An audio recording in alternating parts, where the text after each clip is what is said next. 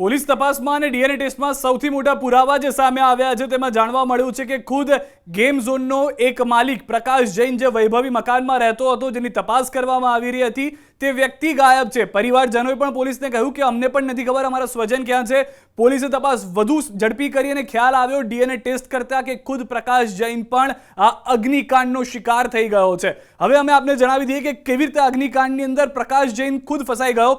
સૌથી પહેલા આપને બતાવીએ કે આ આગની ઘટના લાગી રહી છે. આ આગની શરૂઆત જ્યારે થાય છે વેલ્ડિંગ બાદ, ત્યારે સૌથી પહેલા આગનું વિકરાળ રૂપ જોતા લોકો દોડાદોડી કરતા અહીંયા આગળ તમને નજરે પડી રહ્યા છે. હવે અહીંયા આગળ એક એક ફ્રેમને જે ચકાસી તેમાં ખ્યાલ આવ્યો કે પ્રકાશ જૈન જ્યારે સૌથી પહેલા અહીંયા આગળ એન્ટર થાય છે, અહીંયા હોલ્ડ કરીએ છીએ આપણે, આ પ્રકાશ જૈન છે જે સૌથી પહેલા અંદર આવે છે. પ્રકાશ જૈન એન્ટર થયા તે સમયે આગ બુઝાવવાનો પ્રયાસ કરવામાં અહીંયા આગળ આવી રહ્યો હતો, પરંતુ જે લોકો આગ બુઝાવવાનો પ્રયાસ કરી રહ્યા હતા તેનાથી આગ શમે તેમ ન હતી, કેમ કે ફાયરના સાધનો ન હતા.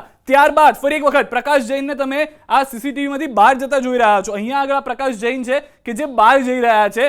લોકોને લાગ્યું કે પ્રકાશ જૈન જે છે તે ત્યાંથી ભાગી ગયા, પરંતુ ત્યારબાદના વધુ એક સીસીટીવી અમારી પાસે આવ્યા જેમાં જોવા મળે છે કે પ્રકાશ જૈન ફરી એક વખત આવે છે અને તે અન્ય એક અને બીજો એક વ્યક્તિ, એમ બે વ્યક્તિઓને લઈને તે અંદર આવે છે. આ બંને વ્યક્તિઓ પાસે ફાયરમાંથી સાધનો જે હતા, જે ત્યાં આગળ પડ્યા રહ્યા હતા, તેનાથી આગ બુઝાવવાનો પ્રયાસ કરવામાં આવે છે.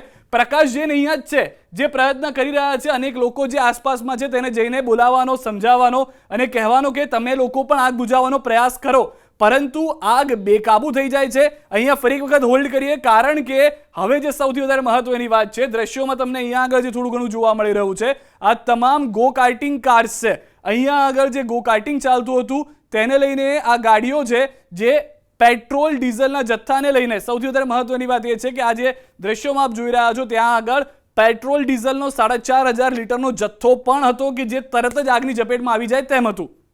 હવે વિઝ્યુઅલ્સને થોડા આગળ લઈ જઈએ જેમાં સ્પષ્ટ જોવા મળશે કે આ દ્રશ્યોમાં જેવો જ આ આગની ઘટના ઘટી, તમામ લોકો ત્યાં દોડતા આવે છે.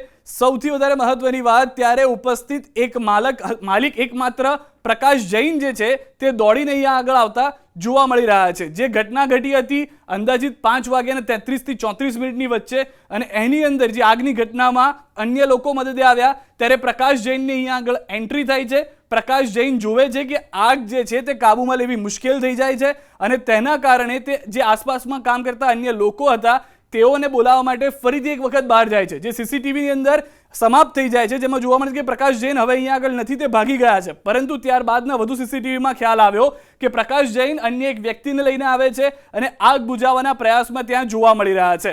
હવે આ આગ જે હતી તે બુઝી નહીં, શમી નહીં, અને તેની સાથે આસપાસમાં જે પેટ્રોલ ડીઝલનો જથ્થો હતો તેમાં આ આગ તેટલી ભયંકર થઈ ગઈ હતી કે સીધું બ્લાસ્ટ થઈ ગઈ. હવે આ જ્યારે આગ બ્લાસ્ટ થઈ ત્યારે તેની અંદર અનેક લોકોના મૃત્યુ થયા, જેમાંના એક ગેમ ઝોનના માલિક પ્રકાશ જૈન હોવાનું પણ ખુલ્યું છે. અને સૌથી વધારે મહત્વની વાત, ડીએનએ ટેસ્ટમાં એ પુરવાર થયું છે કે જે અનેક લોકો કહી રહ્યા હતા તે પ્રમાણે, ખુદના સ્વજનો કહી રહ્યા હતા તે પ્રમાણે, કે જે થોડા ઘણા અવશેષો, માનવ અવશેષો મળ્યા છે તેમાંના કેટલાક અવશેષો પ્રકાશ જૈનના ડીએનએમાં મેચ થયા છે. તો જેની એક બેદરકારી હતી, જેને બચાવવાનો પણ પ્રયાસ કર્યો હતો જે લોકો ત્યાં આગળ નીચે હતા, પરંતુ તેને સાથ ન મળ્યો, અથવા તો કહી શકાય કે જે પોતાના આયોજકોની ભૂલ હતી તેમાં તે ખુદ પણ શિકાર થઈ ગયો.